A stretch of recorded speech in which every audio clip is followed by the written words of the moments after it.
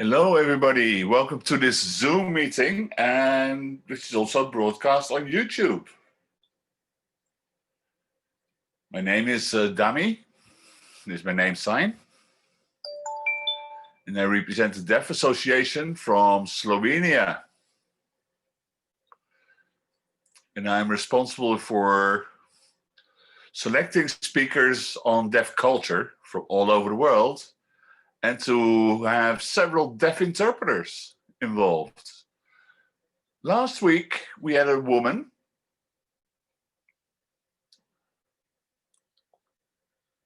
Toma Kubita from Germany, who gave a very impressive presentation. Very impressive. She gave a life story, how she traveled the world on her own.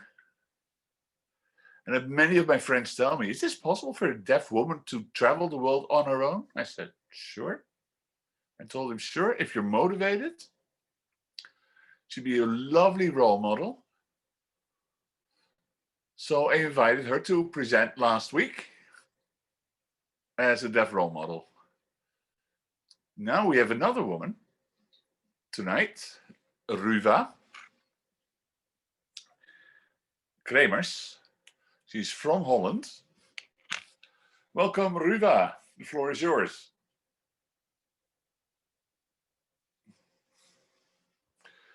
Hey, Ruva. Okay, welcome in our Zoom event. How do you feel? Wait. This is the first time I'm involved in a global Zoom meeting with many deaf interpreters. I've never been in a Zoom meeting with so many interpreters. I think it's beautiful. And congratulations on achieving this. And I'm so proud to be part of it. Thank you, Dami, for your wonderful idea to set up these global Zoom meetings. And also to have deaf interpreters involved in international sign. So hats off. Again, I'm thrilled to be part of it. Thank you for the invitation.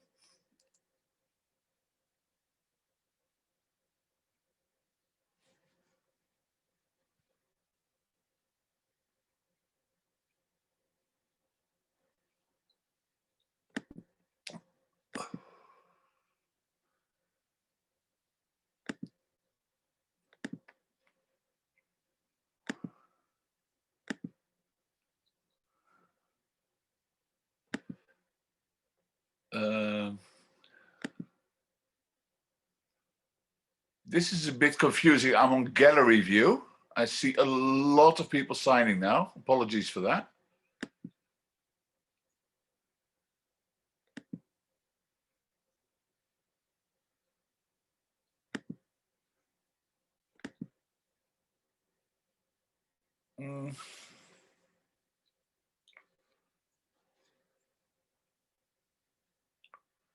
Ruva, just watch me. Dami is saying, you're okay.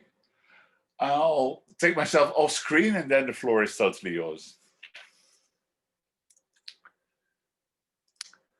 Welcome. My name is Ruva. My last name, Kremers. This is my sign name. I'm deaf.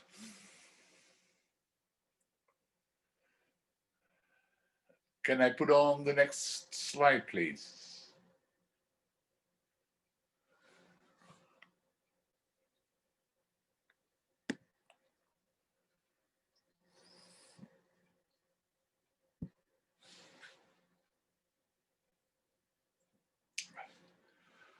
So again, welcome.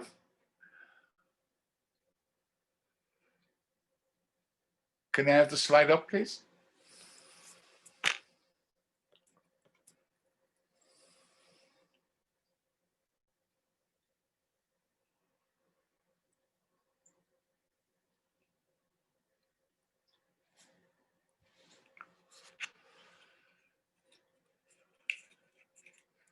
We're a small minority in the European deaf communities. It's not easy to be a deaf Roma. Next slide, please. Next picture.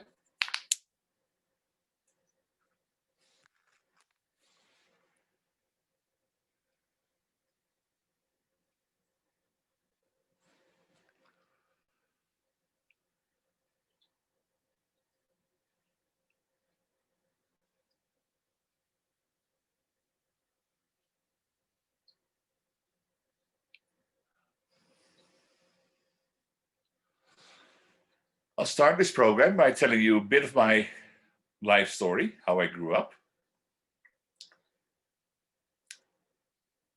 I am deaf. I do have deaf family members, so we do share a culture. Then I will tell you a little bit of the history of the Roma people, traveling people.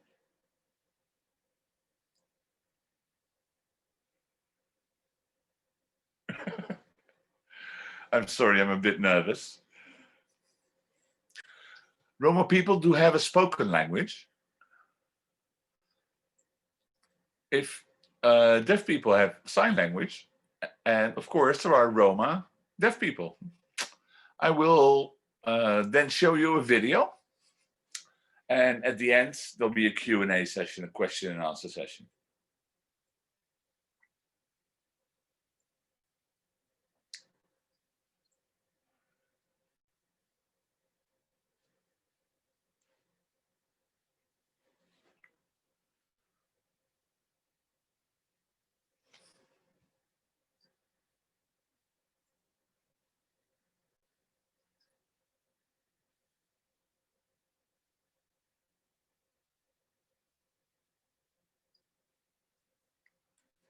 So I was born deaf.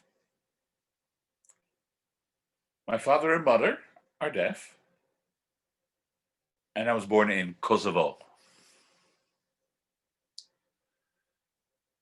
When I was age 6, I started going to school in Kosovo. In Prizren. I will spell it Prizren, in the Prizren Deaf School.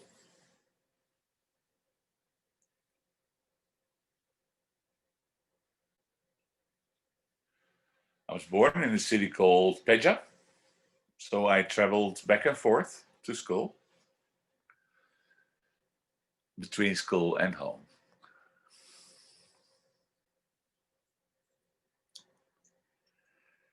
We were in integrated schools. In my school had about 150 or 200 students. We stayed in the dormitory, and only twice a year we were allowed to go back to our families.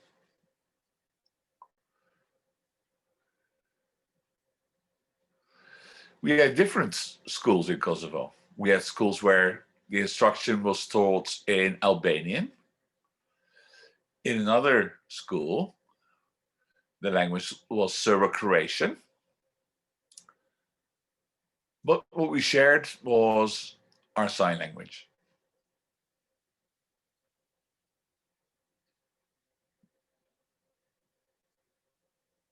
Next slide, please.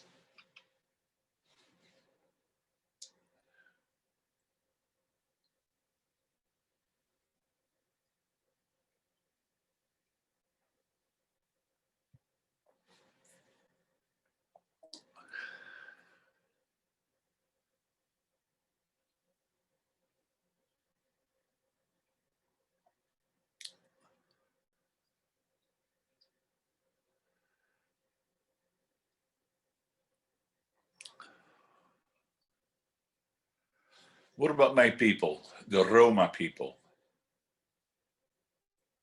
Many of you, when you see the word or hear the word Roma, you think of the capital of Italy. But when I use the term Roma, it refers to my people, my tribe, my family. There is another tribe called the Sinti, who are travelers.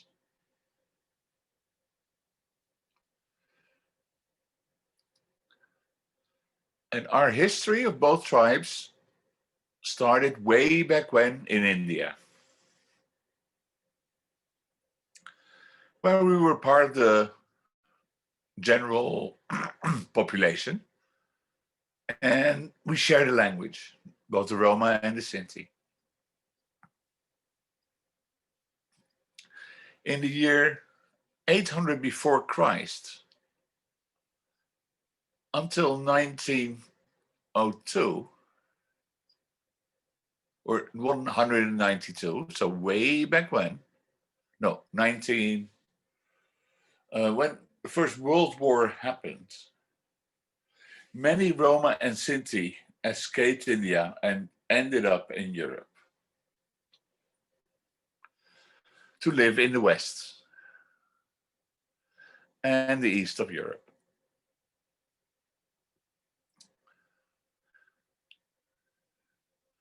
Many went to Romania, built a life there, built their families there and stayed. Others had a different culture. They were travelers. So they moved on into Europe, from Romania into Hungary, Yugoslavia, former Yugoslavia, and the rest of Europe. And they ended up in France. So we ended up all over Europe. There is a difference, though, between the culture of the Roma and the Sinti. In the year 800 before Christ,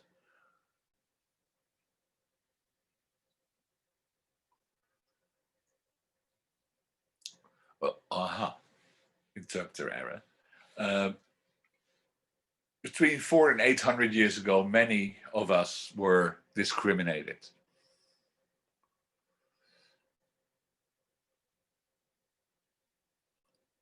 And we were given a free pass to travel, a kind of pre-passport. So we were allowed to travel the world. The police or customs wouldn't bother us. So we were allowed to cross language borders. The Roma mostly settled in households, whereas the Sinti kept on traveling.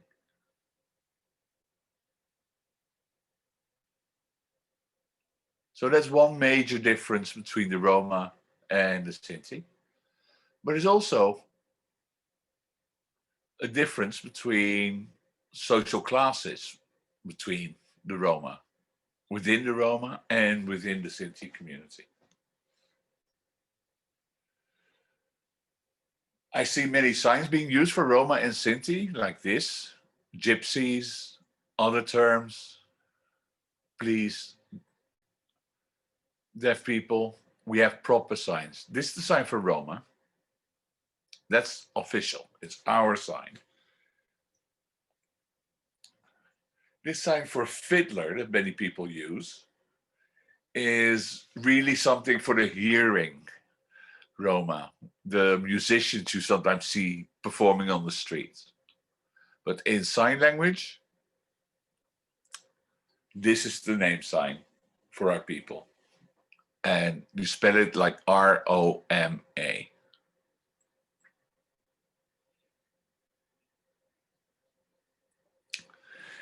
In 1960, in London, there was a political resolution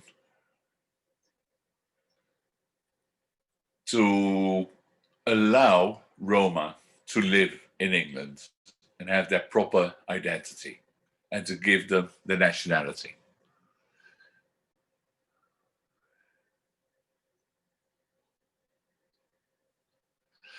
And increasingly, other countries in Europe started recognizing the existence of Roma. And now,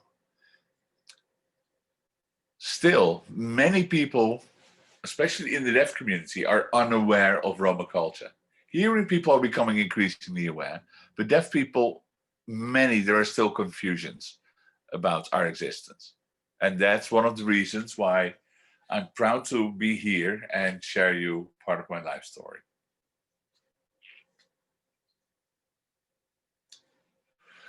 The next slide, please.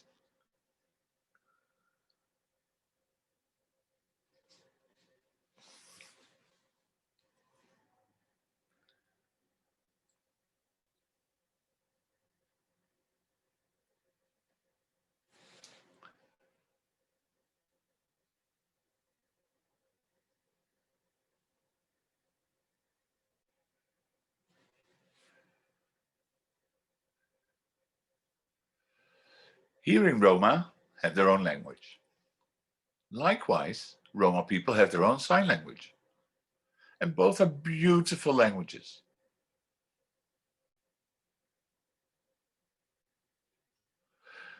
Sorry, I just lost my train of thought here. Let me go back to my notes. 1 second, please.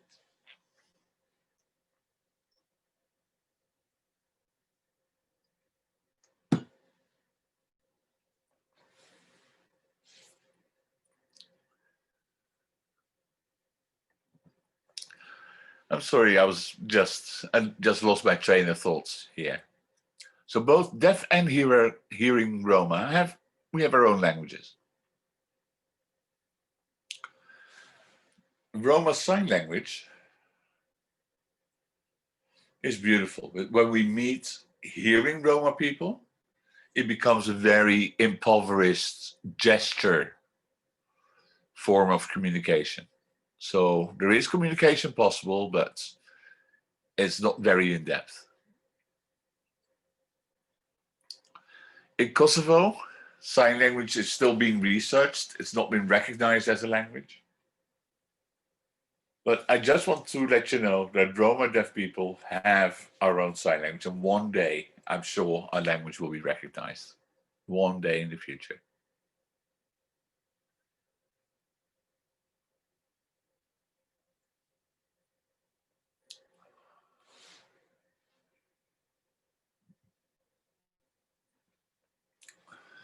Can we show the video, please, dummy?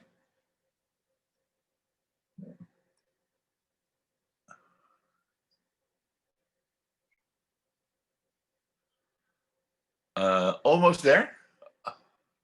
It's almost there. Dummy here. Let just the technician, give the technician a few seconds to start the video again. I'm sorry. That stopped my heart for a second.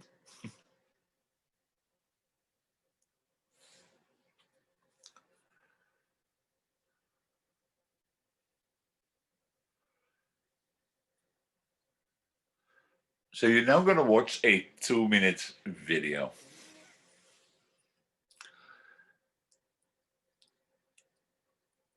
The Roma people, there's around 10,000 in Europe and only 20,000 in France. In France, there's talk of many people. Many people think that Roma don't want to integrate or they're immigrants just coming here for social security. And that's the kind of image we get on television. But I chose to spend some time with Roma people. The family Adovic, Radomir, and Stanka. They have 11 children, 4 are deaf, and they've been living here for the past 2 years.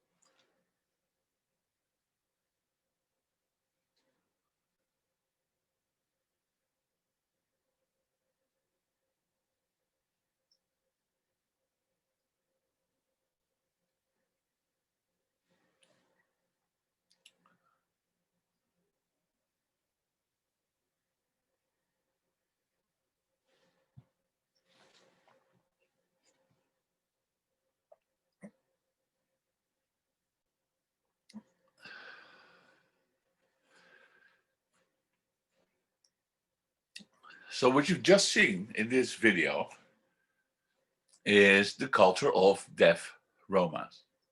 Most of them were not educated at all. They've been living in several places in Europe, meeting many barriers, especially they had no access to education.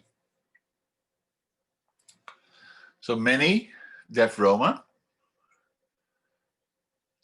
who ended up in a place, remained unemployed, were thrown out of the country, be it to France, to Italy, to other places. As you just saw in the video, there was this family who arrived in France and yet had to learn another language. Some of them had to go to school in Germany, learn a bit of German, were thrown out of the country, had yet to learn another spoken language and another sign language. So why is it that there is no good education? Part of the reason is that many Romas were scattered all over the place with communication problems, broken family ties, and without access to education at all. Of course, on top of that, we also suffered from the lack of respect for deaf culture and deaf communities in many European countries. So life for many Roma deaf people is not good in Europe. But we have to live on. And we will. But we're very uncertain about our future. Can I have the next picture, please? All right, let me step in here, Dami. Can we have a change for the deaf interpreters, please? Can we have the next team of deaf interpreters step in? Okay. It looks that all the interpreters are back on. Riva, back to you.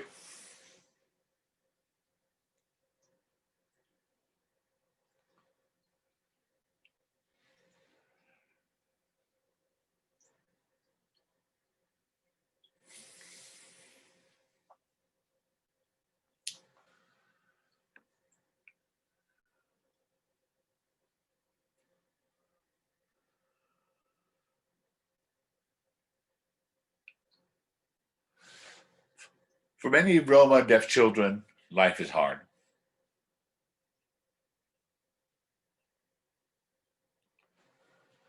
Looking back at my own life,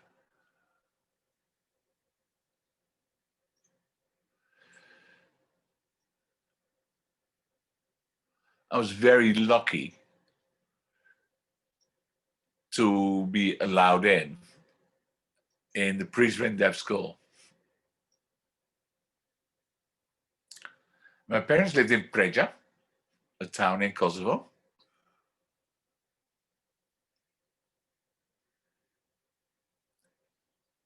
And I was lucky to enter school when I was only 6 years old. I had an older deaf brother who were already enrolled in school. So as the third deaf child in the family, it was kind of easy. When I entered the deaf school first, it was the first time that I saw deaf children who didn't know how to sign. I had the language from home. My father and mother had talked to me, had signed to me from the moment I was born. So I was raised with the language. Now I arrived at a deaf school and I saw my peers not knowing any sign language. So I taught them sign language.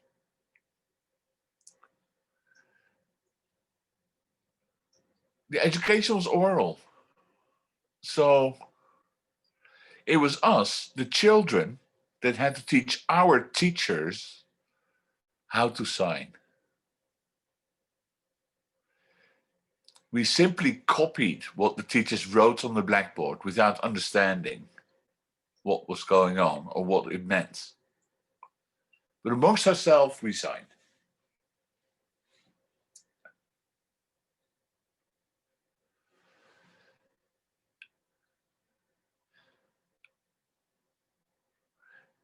My brothers were teased and bullied for being Roma. My oldest brother graduated from school. After a while, my second brother became the one who was bullied and discriminated for being deaf and being a Roma. He coped quite well and graduated school. Now, the third deaf child was me. I was the last one in school. And again, both adults and children started bullying me and oppressing me, discriminating me. I suffered a lot.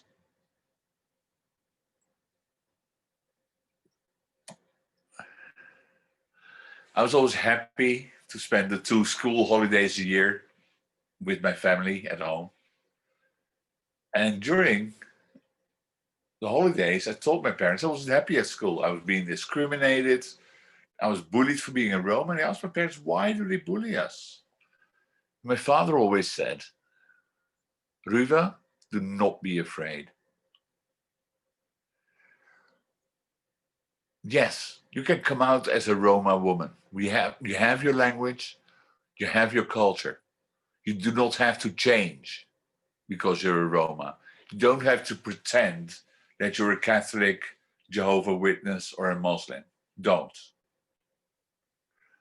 We've given birth to you. You have your human rights. Stand up for yourself. They asked the same question to my mother. And my mother said, if somebody bullies you, slap him in the face. And I told Mom, okay, if a girl teases me, I can slap her in the face. But can I do this to a man? My father told me, no, don't slap people. Don't hit people. You're beautiful. You're a Roma. Don't be violent.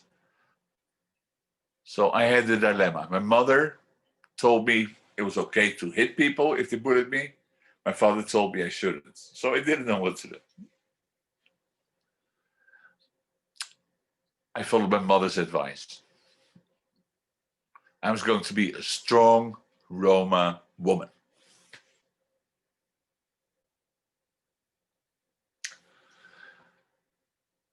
After that holiday, when I came back to school, I felt very confident. Again, children and adults alike bullied me like, you're a Roma, you're a Roma. So, poof, I hit the first child who bullied me.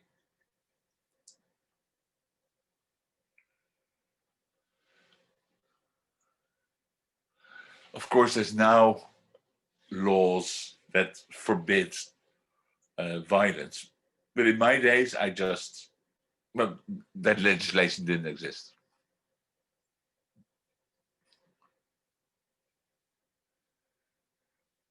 Then I got bullied for people saying, yeah, Roma people are very violent. And I just came out. I said, my parents were proud of me. Likewise, you, if you're born Catholic, your parents are proud of you. If your parents are Albanian, they're proud of you. Why bully me for being a Roma? At age 11, I really started standing up for myself.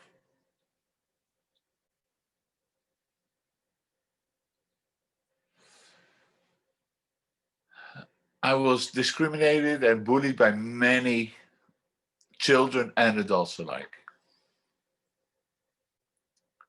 But at the same time, I was the one who introduced sign language to many of them. I was the sign language teacher. One year, Christmas holiday came and it was time for me to go back home to my family for the Christmas holidays.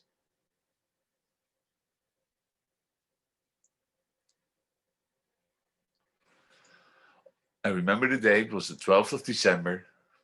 I went back to my parents' house, back to my father, mother, my brothers. And my father looked at me really with a worried look on his face. And my father told me, Ruva, it's very important that you stay in power. You cannot be weak. You are important. You got your life from your mother and me and from our culture. Learn to read and write. Get your diplomas. Find work.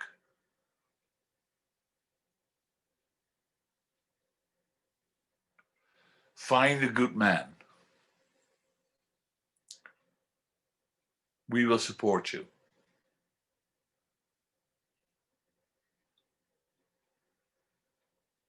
So I was looking at my dad, wondering why he told me all this. Yes, I knew school was important. Graduating was important. Finding work was important. Being open about me being deaf and a Roma. Yes, I wanted a family. So I told my dad, yes, I will do all this. Why are you telling me this? The next day, my father died.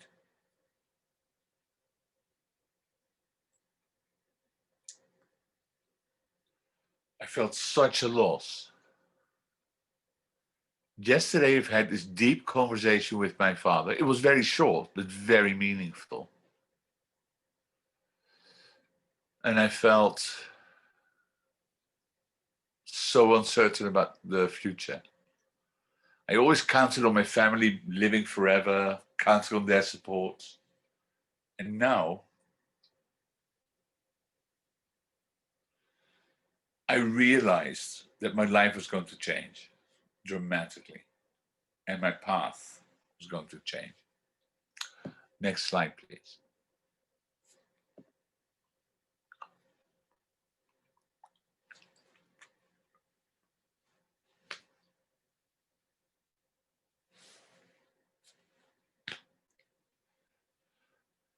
Excuse me, that was the wrong slide. Can we go back?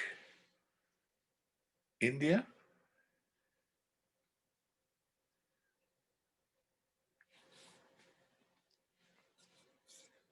Can we go back to the picture from India? Thank you.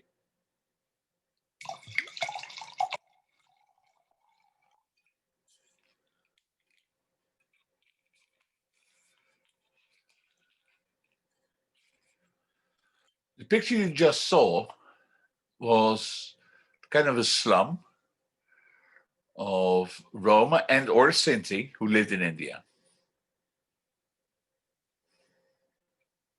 In slums, favelas. In Roma culture, the man is always in charge. It's a very patriarchal community. Women stay at home, take care of the children, the food, the cooking, the laundry. Women are not allowed to go out of the house.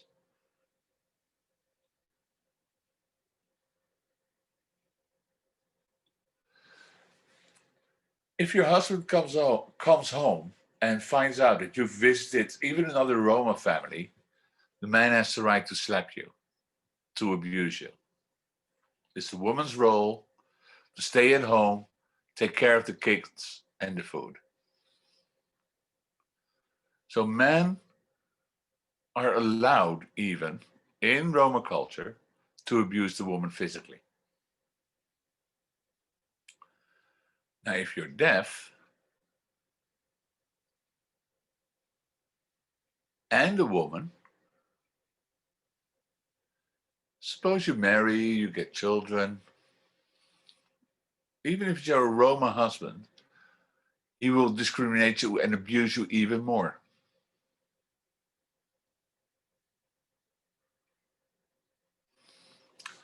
Suppose as a woman you haven't cooked, the meal isn't ready on time, the man will abuse you. When the man comes home and sees the food isn't ready yet, he will physically abuse the woman terribly. So women have to be subservient. So now both deaf man and deaf Roma have a tradition of abusing their wives. There's a lot of discrimination and oppression of women. So for a deaf Roma woman, life's not good. You can only hope for a better future. But you always have to show respect to the guys. If a man is discriminated, if your husband discriminates you or is violent with you, there's a big risk that you start abusing your own children. Because we're really raised with the idea that it's okay, that it's normal to be abused. So in my culture, and within my family, there was a lot of oppression happening. Remember I told you my father passed away and I felt that my life was going to change. It did. My family thought I would continue respecting the traditions, but I decided differently. I listened to my father, stood up for myself.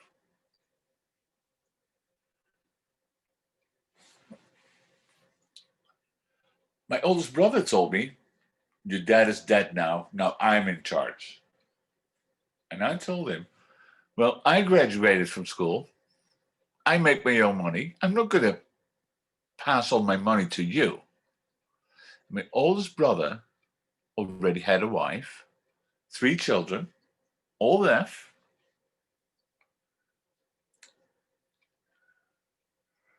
In my brother's, in my mother's family business, my oldest brother already had a job.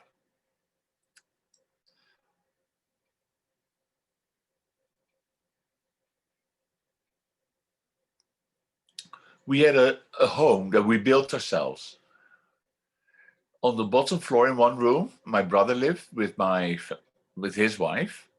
In the other house, in the other room in the house, it was my mother and my other siblings. My mother and I worked very hard. My brother was lazy. He didn't work because he was now the oldest man. So we had to contribute money to him. And he just said, I'm the oldest, I'm the firstborn. I have to, the younger siblings, and mom, you have to support me and my family. So I saw all my hard-earned money being taken away by my oldest brother. He had no life. My only purpose in life was to take care of my oldest brother, family. It was a mess.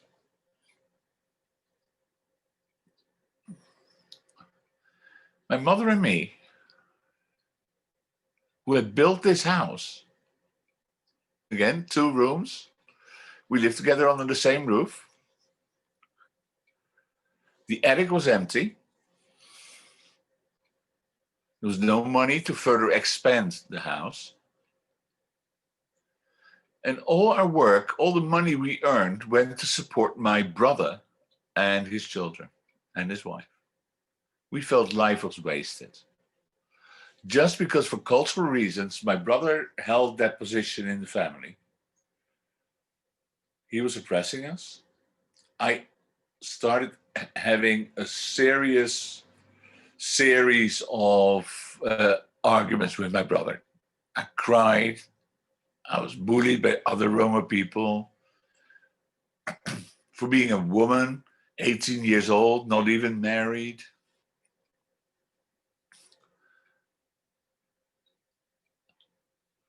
Because girls are supposed to get married in my culture at age 13, 14, or 15. When you're 16 or 17, you're supposed to have your first child and breastfeed. Now here I was, 18, unmarried.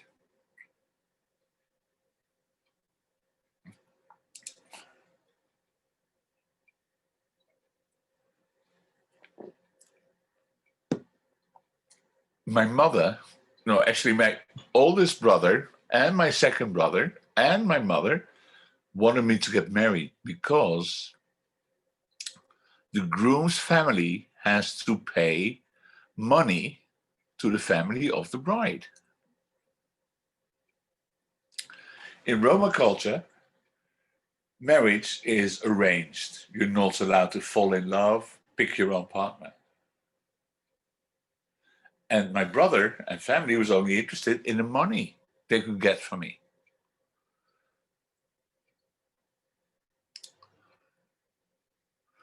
You have to get married, and on the wedding night, after the wedding night, you have to show the sheet. After the wedding night, you have to show the blood of a woman losing your virginity in order to show that you were a virgin married. And then everybody will applaud you, will be happy. That's the Roma culture. And I couldn't do that. I did not want to respect that cultural tradition. I said, no, you have to respect my body, my life. I will pick my own partner. My brother told me you can't. My family told me you have to marry a Roma, Ruve. And you best marry a deaf Roma man. And I said, me marrying a deaf Roma man?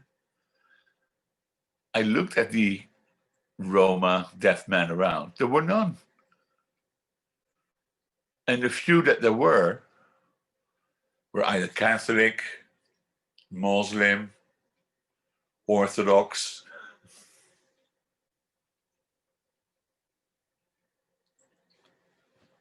And those men weren't interested in marrying a Roma woman. They wanted to have a woman they could oppress, look down on, abuse.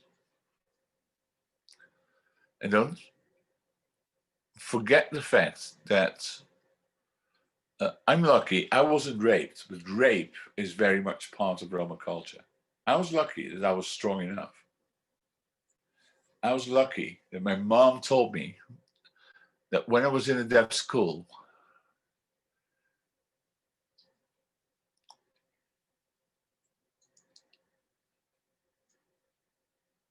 that there were approximately roughly 20 to 30 Roma kids in my deaf school as part of the 200 students population.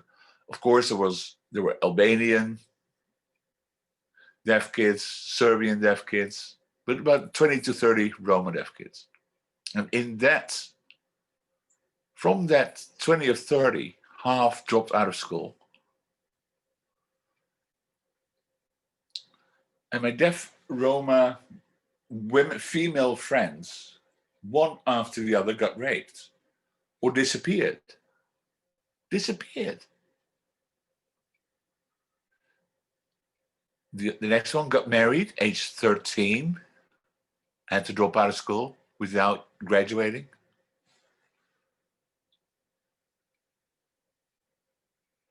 So my aim in life was to obey my father, graduate. All my other Roman friends, especially the women, dropped out of school, got married, had children, babies, 2, 3. By the time they were 17 or 18. And here I was, 18. I met my former school friends. And they were proud. They had a family, they were married, they had children. And they looked at me like, what about you? What's wrong with you? And I told them, you're not educated. Sure enough, you respected your family values and traditions. I haven't, but I will find my own path in life. So I lost one friendship after the other.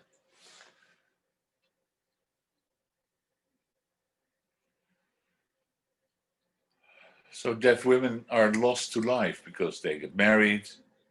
Once they get divorced, they end up with horrible lives, with their kids, no husband, no education, being abused, without work, without money. So it's hard for women to get work, for deaf women to get work, let alone for a Roma deaf woman to find work. They're triple discriminated.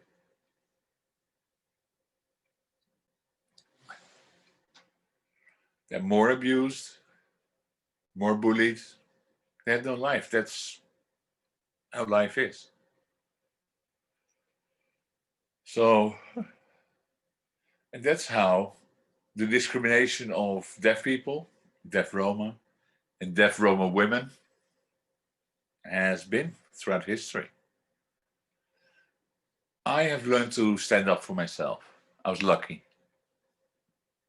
Yeah.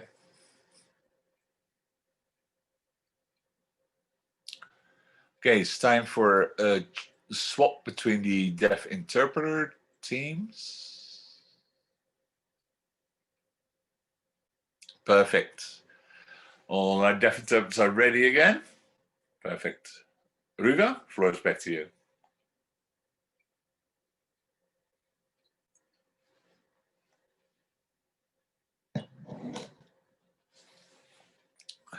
Next slide, please.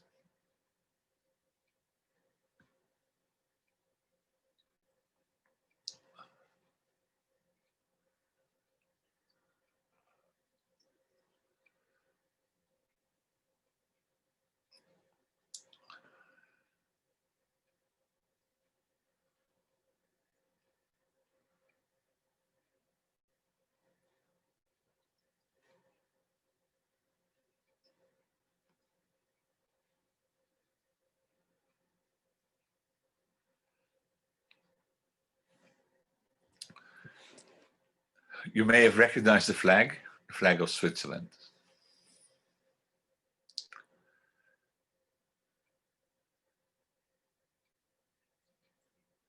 I lived there for 11 years and that's where I got empowered. So how did I end up living in Switzerland? Back to Kosovo, I had my family struggles. There's a lot of pressure on me to respect the Roma culture. I rebelled, and for the first time went to Switzerland to work in a restaurant 1 year. After 1 year and 3 months, I was deported and sent back to Kosovo from Switzerland, all the way back to where I came from.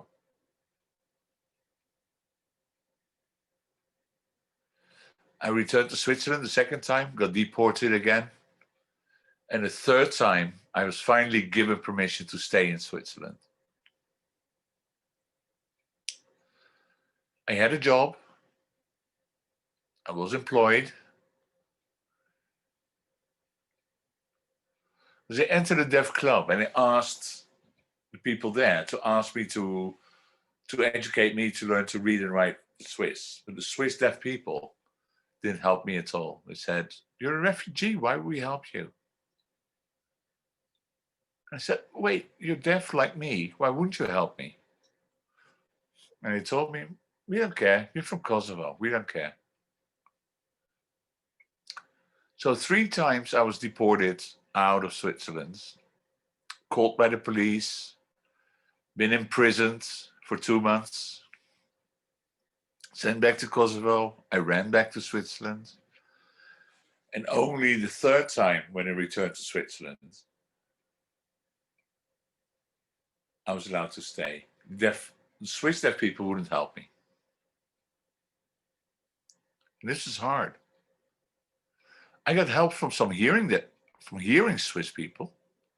I was offered a job here, there. I built up a hearing network. There's some hearing Swiss people, they like me, my way of communicating, my, I guess, charisma. So I was really able to build up work experience, but I've never integrated in the Swiss deaf community. My whole network existed of hearing people.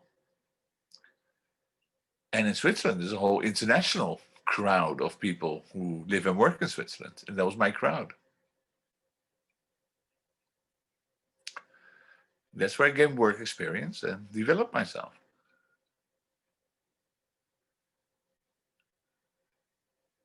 I've lived in two places in Switzerland.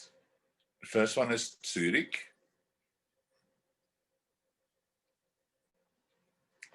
This is the sign name of Zurich. The second place I lived in Switzerland is more in the south, in a town called Zermatt, in a ski resort. It's a place where many people come to celebrate the holidays, to come skiing or snowboarding. So it's very high up in the mountains. So it's called Zermatt. And Zurich, again, here's the sign name for Zurich. Those are the two places where I lived.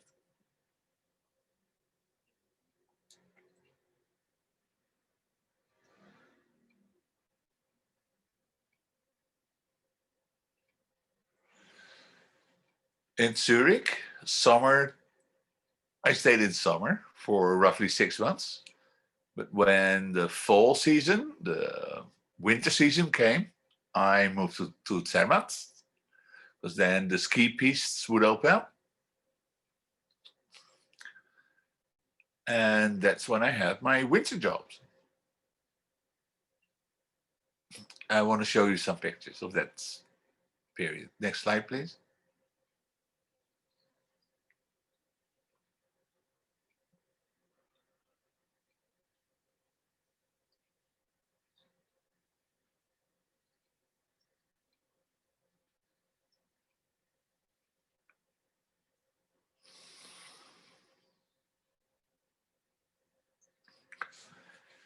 As you may have seen from the pictures,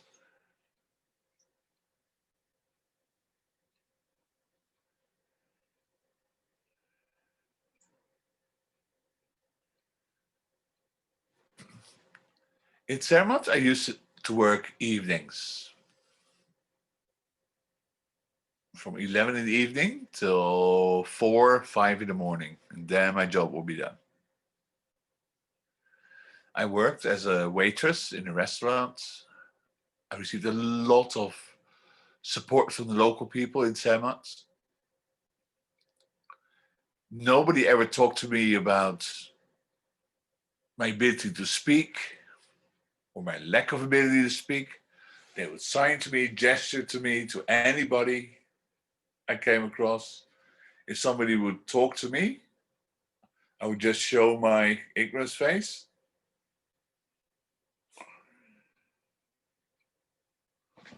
And some of my co-workers would tell that person, hey, this lady doesn't talk, sign.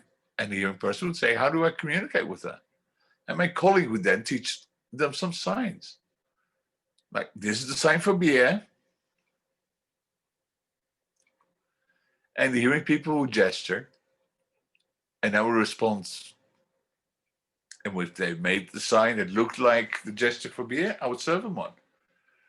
So we taught hearing guests different signs, beer, wine, etc. In that sense, my life in Zermatt was beautiful. Zermatt is a very international crowd. People who work there come from England, France, United States, Japan, Holland, Yugoslavia. The workers there are very international. So I worked in two places twice a year, in Zermatt, 6 months, Zurich, 6 months. And I was lucky to meet a Dutch guy in Zermatt. And we happened to stay in the same hotel. And we happened to work in the same restaurant. So we met, became friends, we fell in love.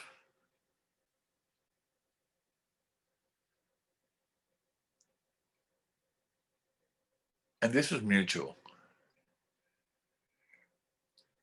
He taught me to snowboard. Another friend helped me to improve my snowboarding techniques. And I'm an okay snowboarder since then. Because I worked in the evening, like I said, from 10 till the morning, 4 or 5 o'clock. When I was finished, I would go to bed, catch a nap till 10, 11, get dressed, and then bring my snowboard up the mountain, snowboard down, until it was time to go to work.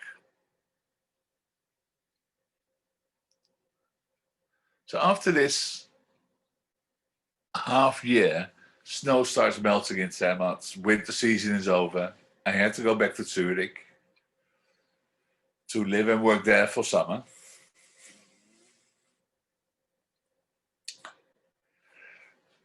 And the Dutch guy I met moved back to Holland, kept thinking about me, jumped in his car, drove to Switzerland, to Zurich, went looking for me.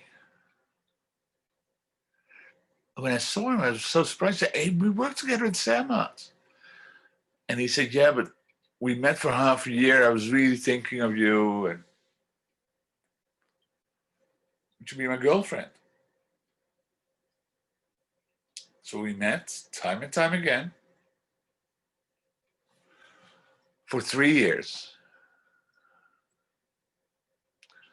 We had a long distance relationship, him in Holland, me in Zurich. And after 3 years, he told me, I love you. I'm in love with you. You want to marry me?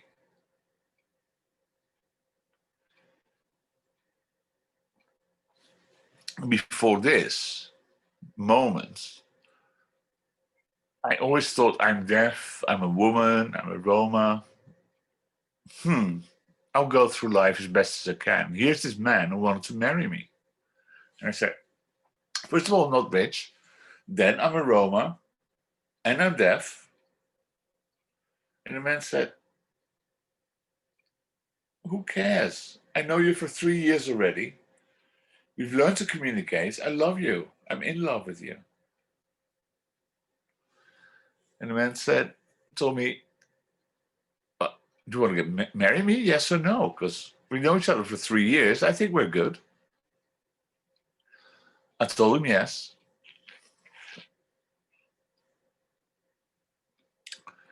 He did his paperwork. I did my paperwork. We got married in plain clothes, very normal, everyday outfit.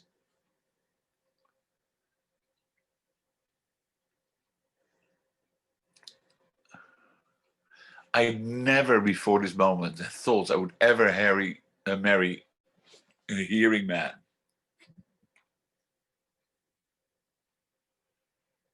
Okay, on to the next slide and life after marriage.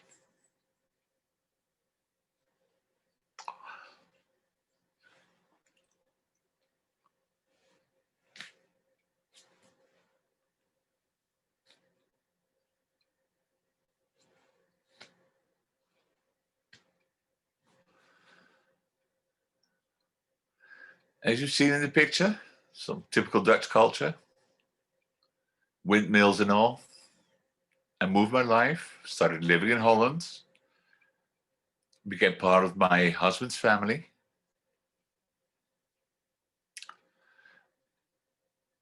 And I live in the south of Holland, in a province called Limburg.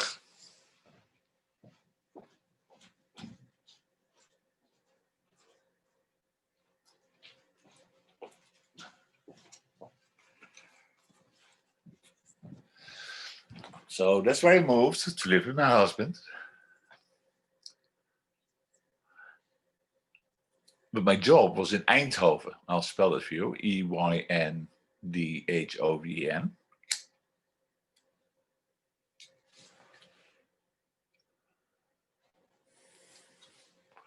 And this is the name sign for that town, Eindhoven.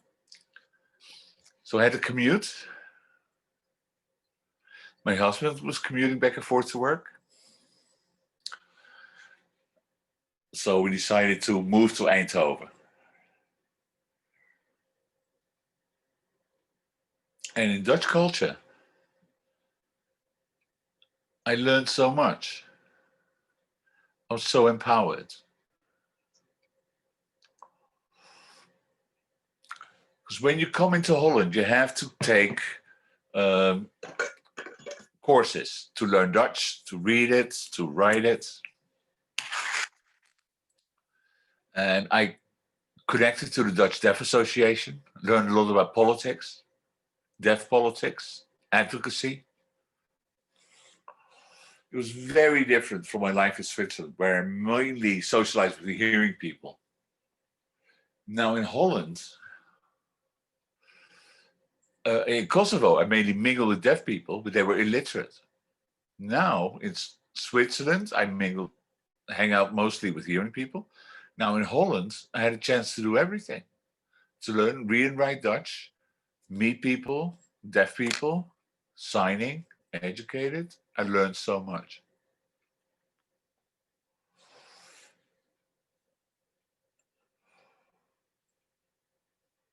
I started asking around in the Dutch deaf associations and deaf clubs, saying, do you know of other deaf Roma?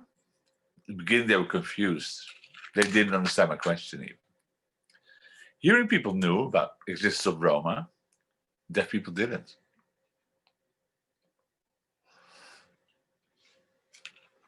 I tried to give them some information. I started feeling disempowered. I lost my energy. Then I contacted other deaf refugees and applied for a job training deaf refugees to become Dutch citizens.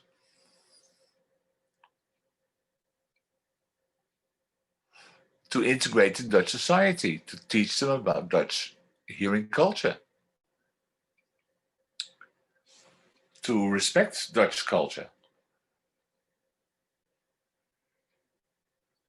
I mean, if you move into Holland as a migrant, you have to learn and work to learn the Dutch deaf culture, to become part of Dutch culture. So that's the job I did for many years. And it gave me so much satisfaction, so much experience, so much knowledge. In the back of my head, I always thought, oh, what do I do with my knowledge? I have 2 children. They're starting to grow up. So I asked my husband, what do I do with all my experience in the Dutch deaf community? I want to go back and work in Kosovo. My husband told me I was right. If as a deaf Roma woman, yes, why don't you go out and establish an association for deaf Roma? At that point in time, I remember my father. One day, Ruva, you will go into deaf politics. You will set up an association. You will be liberating a lot of deaf Roma people and women. So I felt so happy. In Holland, there's many Roma women, but deaf Roma women were lagging so far behind. So how to catch up? I saw deaf Roma being integrated in Dutch culture.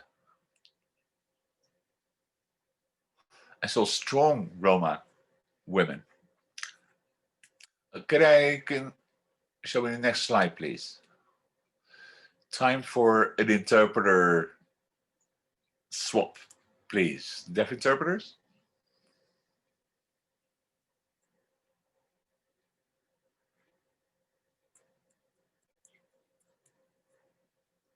Okay, you're all good? Back to Ruva.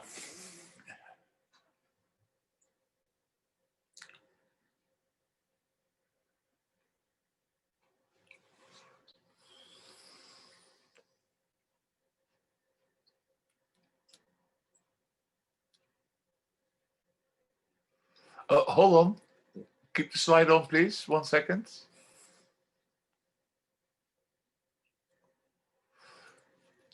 In the pictures you just saw,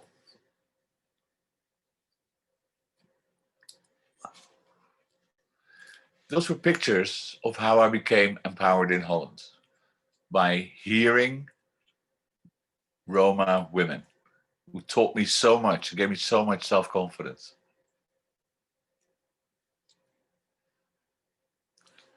Hearing women in Roma managed to recruit a filmmaker